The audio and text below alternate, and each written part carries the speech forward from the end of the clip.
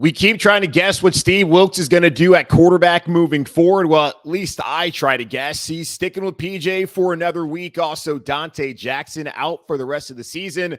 And the Carolina Panthers still have no margin for error as the Tampa Bay Buccaneers sit 2 games clear of top of the NFC South. We'll get into all that right here on Locked On Panthers. You are Locked On Panthers, your daily Carolina Panthers podcast. Part of the Locked On Podcast Network.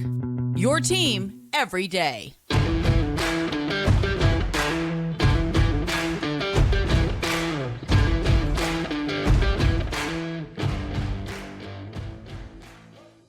Welcome into another edition of the Locked On Panthers podcast, a part of the Locked On Podcast Network. I'm your host, as always, Julian Council, talking Carolina Panthers with you every Monday, Tuesday, Wednesday, Thursday, and Friday. Your team every day. That's our motto here on the Locked On Podcast Network. Make sure to watch the show and subscribe to our show over on our Locked On Panthers YouTube channel. We're following every single Carolina Panthers game.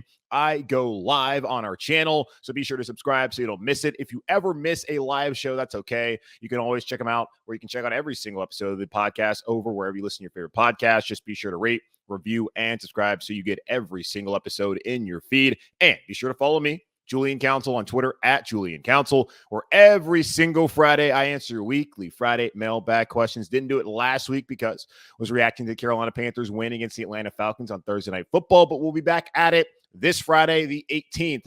Just at me or DM me on Twitter at Julian Council to get your questions in. But first, again, click the follow button at Julian Council over on Twitter. Today's episode of Locked On Panthers is presented by Prize Picks. Prize Picks is daily fantasy made easy. Pick 2 to 5 players. If they score more or less than their Prize Picks projection, you can win up to 10 times your money on your entry. First-time users can receive a 100% instant deposit match up to $100 with promo code Locked On. That's prizepicks.com, promo code Locked On. Recording the show right before 1 o'clock here on Sunday afternoon. Going to put it out probably live on YouTube, and then you Monday morning listeners will get it in your podcast stream. And was going to do a show for you on Friday, but then, the Panthers didn't put the Steve Wilks press conference out there like live like they usually do. And I was kind of like, it's Friday. It's kind of gross outside.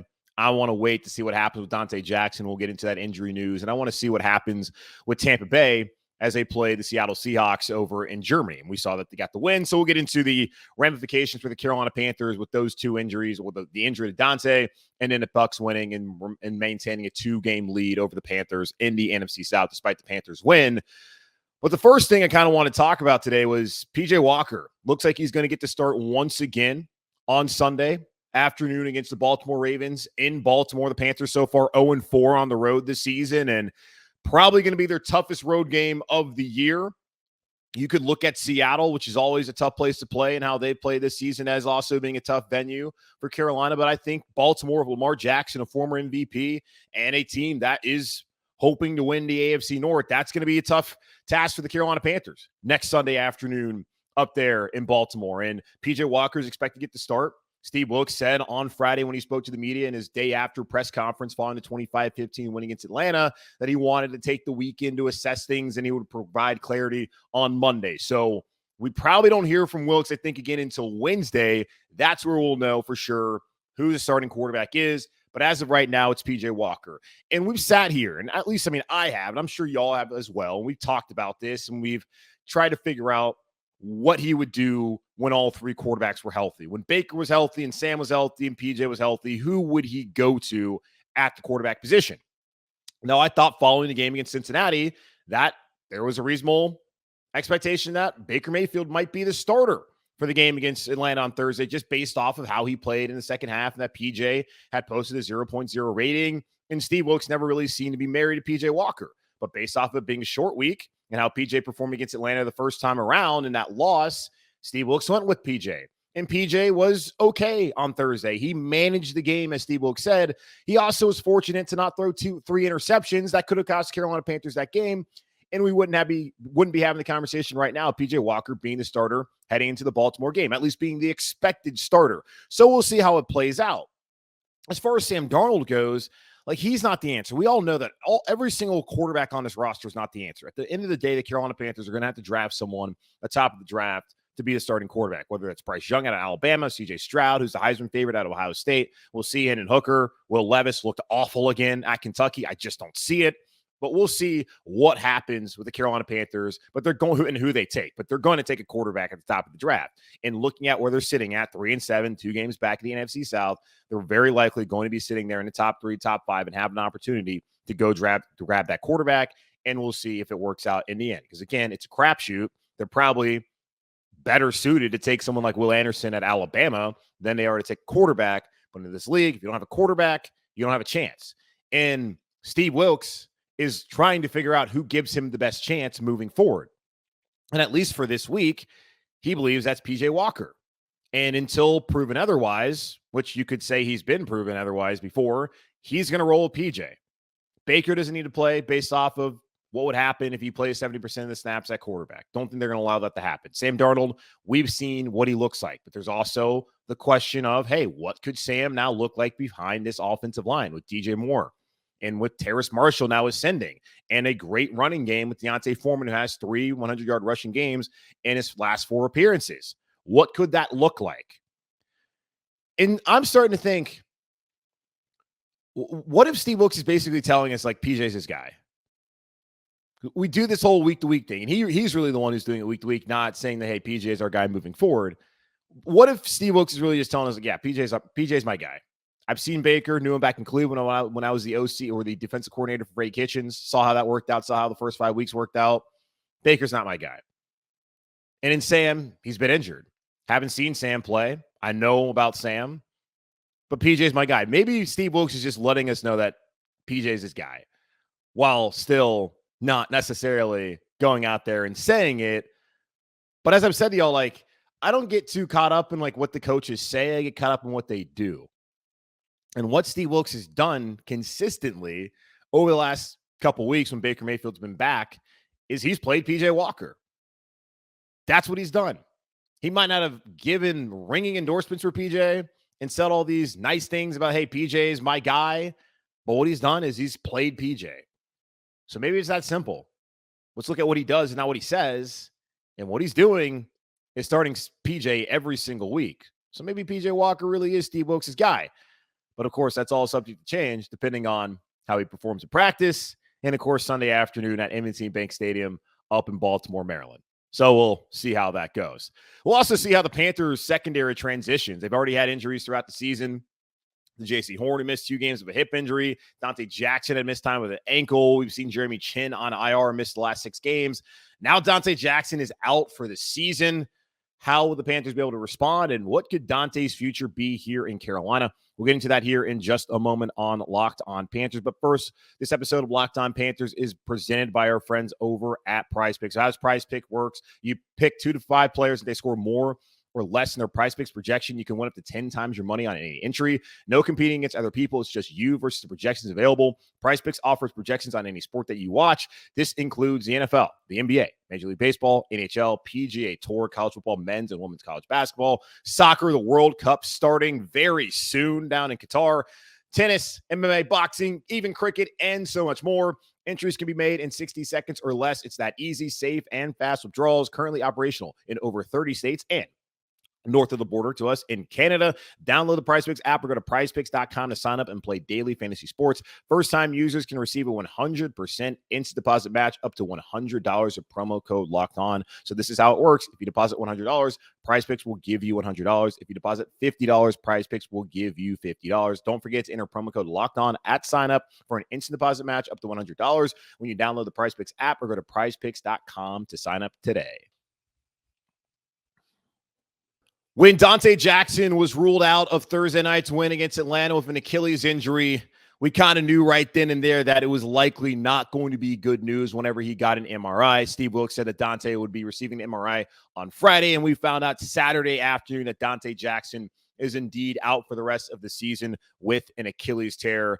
Yet another injury to the Carolina Panthers secondary as Jeremy Chin has missed the majority of the season with a hamstring injury that he and I think a lot of people didn't expect to hold him out that long. We've also seen J.C. Horn miss some time with a hip injury, and we've seen the struggles with not Keith Taylor, but with C.J. Henderson, and he's also been banged up. So that's been a banged-up unit. Everyone except for Xavier Woods, who signed here this offseason from Minnesota and was an Iron Man last year for the Vikings. Everyone outside of him has been banged up this season, and That's unfortunate. I guess Woods also has, but he hasn't missed a game, and he's played pretty much the majority of the snaps. Not sure if he's played every single snap. But the Panthers secondary, we came in this year looking at Chin and how Steve Wilks had talked about when he came back here, how, hey, man, that guy could be an all-pro. Looking at what Xavier Woods did last season in Minnesota and how he was going to fill in as that starting strong safety. And then also looking at Dante and JC and then CJ Henderson, those top three, and how they're all, two of them are first or top 10 picks. And then Dante's a second round pick and then a veteran and a leader. And you have decent depth in guys like Keith Taylor. Tay Hayes really shined in the preseason, and you thought, hey, this could be a really good secondary unit. And for the most part, but they've been just okay. And it hasn't helped the fact that they've been injured. And we saw against Cincinnati that they got diced up, and hopefully moving forward, that won't be the case. But it certainly is unfortunate for Dante Jackson to be in this situation. The third year in a row that Dante has had an injury-plagued season. Back in 2020, he had the turf toe issue, only missed 2 games, but plenty of times throughout that season, Dante would have to come out for a series or a play or two because the turf toe just hurt him so bad. And there was a great article on ESPN.com I brought up to y'all before that highlighted just how difficult of an injury. And I've never had that, fortunately, knock on wood. And I don't know if any of the listeners out there or viewers have had turf toe injuries before, but it's just not great, apparently. And I was reading about it, and it sounds painful. And it's one of those things where, you make that one cut, and it could just mess up your entire day. And other times you might be just fine. And Dante Jackson was quoted in it, talked about the struggles that he had with it. And it sucks because I think Dante really has come into his own. At least he was in 2020. And then last year, thought he was playing well. Had a groin injury, missed the final 5 games of the season. And now this year, he missed Sunday's contest last week against the Bengals so that he could be ready to go against the Falcons on Thursday night because he was dealing with that ankle injury.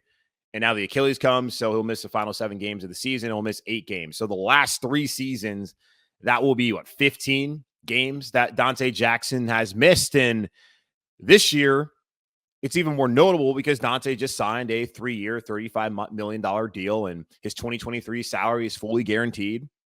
He's already got a signing bonus. This year's salary in 2022 was also fully guaranteed. And it's not like the Panthers really have better options on the roster than Dante Jackson right now. And it's interesting to me too, like, unfortunately, the cornerback position, really a secondary, but at corner especially, that has just been an injury plague position the last 2 years. You go back to last year, J.C. Horn gets off to a great start.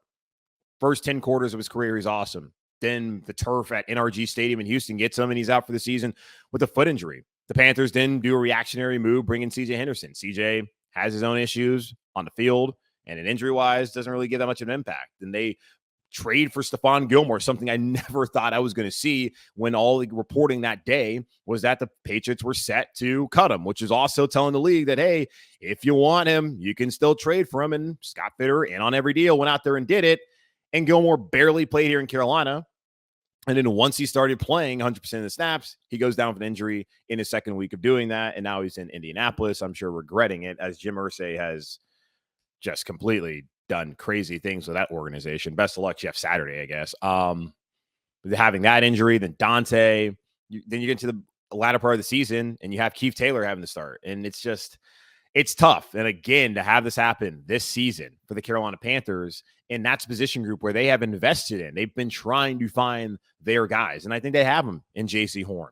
Now, Dante, you have to question what his future is here in Carolina. So I was looking at Spot Track or Spo Track, however you pronounce it, and they do the contracts of all the players. And I was looking at Dante Jackson and what the Carolina Panthers could do potentially this offseason. They really can't get out of his contract until following the 2023 season. If they were to release him pre-June 1st, that would be a $12 million dead cap hit, and it would only save $2.2 million.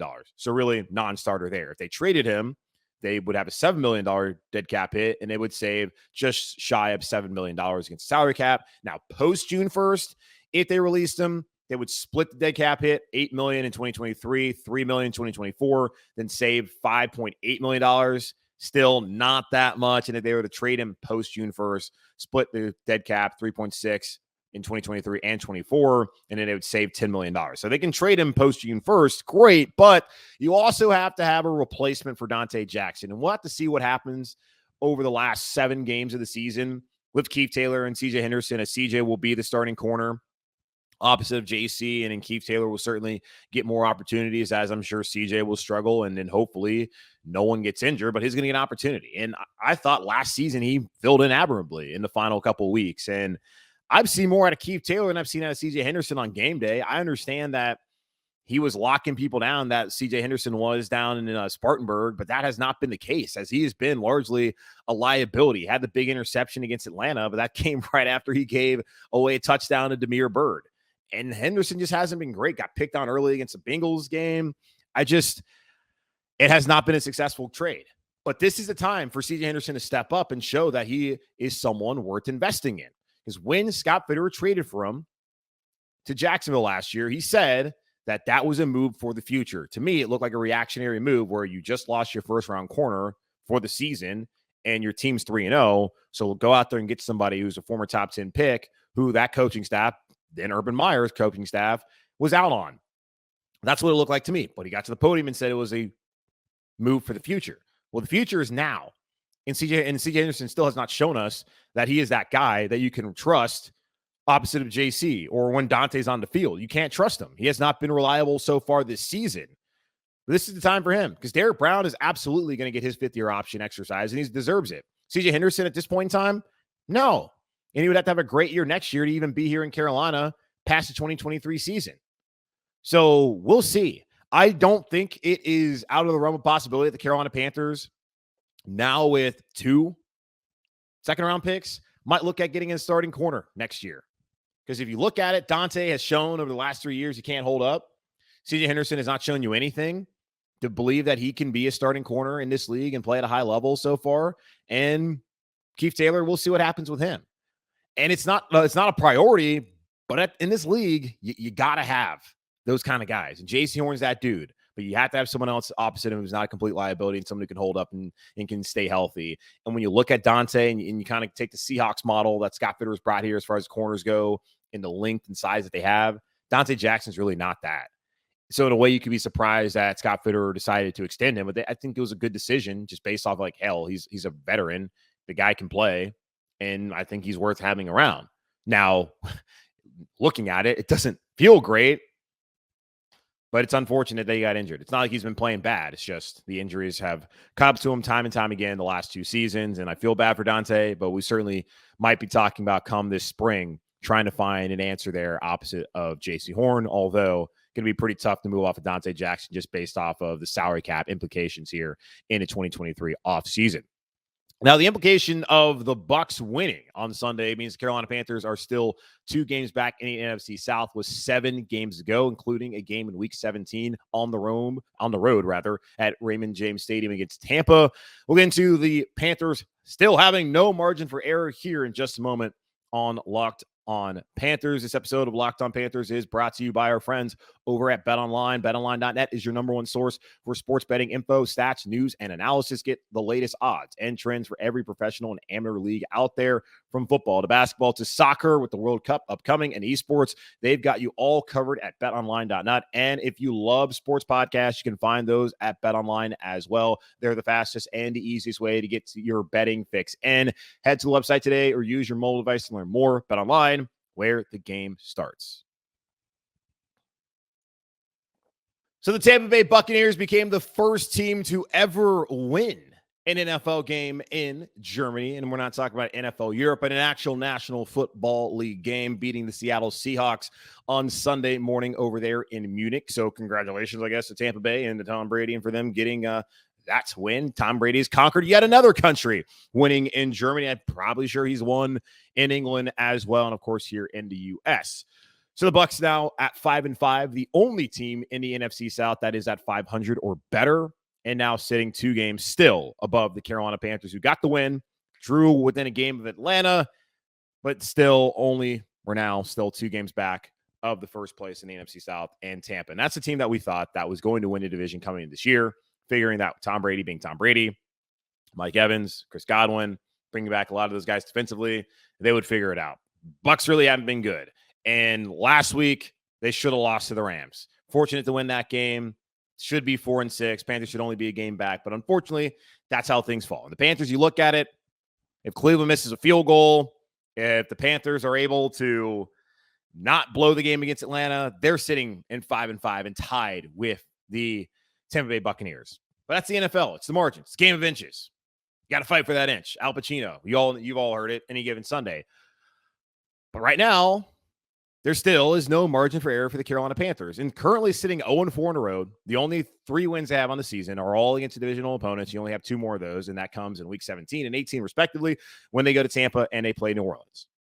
And who knows where the Bucs and the Saints, especially the Saints, will be at that point in time, as they're still doing the whole like Jameis and Andy Dalton thing. I don't know what's going on. They have injuries. It hasn't been great first year for Dennis Allen down there in NOLA, and they probably need to get a quarterback as well. So we'll see how that all plays out for them moving forward. The Panthers got to find a way to steal a game on the road before that. I mean, Baltimore is a game that I don't see it happening. I don't see it, but it's possible.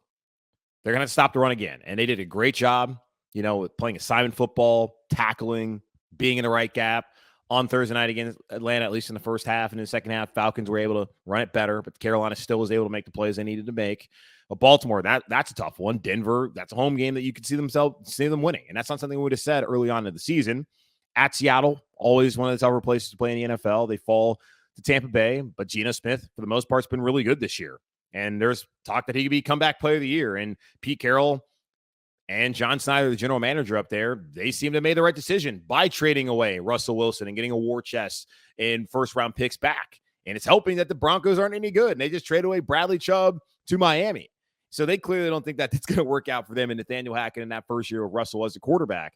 So why not be able to find a way there? But Pittsburgh, Detroit, there are winnable games on this schedule moving forward for the Carolina Panthers, especially at home. Like Denver, Pittsburgh, Detroit. You can beat those teams. You have a chance to win those games. And at this point, you need a Tampa collapse. And it's hard for me. I don't have where's my phone? Here's my phone. It's hard for me to see Tampa just outright collapsing at this point in time. Because if Carolina is going to win the division, they're probably going to need to get, you would want to say 7 games, but they're probably going to need to get 8, which would then mean winning 5 of your last 7, which is asking a lot. You would prefer it to be 7. So meaning winning 4 of your last 7. But for Tampa, let's see. They have the Browns next week. They could obviously lose that game. They have the Saints on Monday night. They got the 49ers. Do you think that would be a loss? The Bengals, you would think that should be a loss. Cardinals, that's who knows. It's a possibility. I don't really see Tampa only winning 2 games in the rest of the season. So the Panthers are going to have to find a way to win the rest of their home games, Denver, Pittsburgh, Detroit, beat Tampa, of course. So that's 4. And then they're going to have to find a way to beat New Orleans on the road, Seattle, or Baltimore. So New Orleans on the road is probably the most likely of those 3 games. They do that. They're sitting there at 8 wins, 8-9. That's the best chance that they have. But there's no margin for error. And that's why Steve Wilks has to get the quarterback decision right. PJ Walker, while managing the game on Thursday, put the ball in harm's way too many times. So he cannot do that moving forward. And Sam Darnold can't do that. Baker Mayfield cannot do that. Whoever plays, they have to continue to lean on Deontay Foreman as that back and the guy who's going to be their offense moving forward. And the defense has to find a way to make plays. Got to get turnovers like they did on Thursday. Have to get after the passer. Marquise Haynes, good to finally see you here in 2023. That's the only way back. Because Tampa getting that win made it even harder for Carolina to see a path forward to a playoff and a division win or division title. So we'll see how it works out. Again, as I've been telling y'all, it's more likely they're in the top 3 than they are sitting there hosting a playoff game on MLK Day weekend and Super Wildcard weekend. Would love for that to be the case. Just hard to see that unless they're able to steal 2 on the road, including the game at Tampa, and then hold serve at home the rest of the way. 5 of the last 7. That's the bar for the Carolina Panthers to do it. We talked about a couple weeks ago. Feels a lot like 14. In 2014, they found a way to do that. So we'll see how it plays out here the next 7 weeks of the season, with Baltimore coming up on Sunday. But that's going to wrap up this edition of the Locked On Panthers podcast, a part of the Locked On Podcast Network. I'm your host, as always, Julian Council, talking Carolina Panthers with you every Monday, Tuesday, Wednesday, Thursday, and Friday. Your team every day. Again, y'all make sure to watch the show, subscribe to the show over on our Locked On Panthers YouTube channel. Also, rate, review, subscribe, and listen wherever you listen to your favorite podcast. And be sure to follow me on Twitter at Julian Council, where every single Friday I answer your weekly Friday mailbag questions here on the show. Either at me or DM me. The participate in this week's edition of the weekly Friday mailbag on Locked On Panthers. In the meantime, be safe, be happy, be whole. It's a Sunday and there's no Panthers game, so I'm going to go out and enjoy my day. In the meantime, take care, and I will talk to y'all on Tuesday.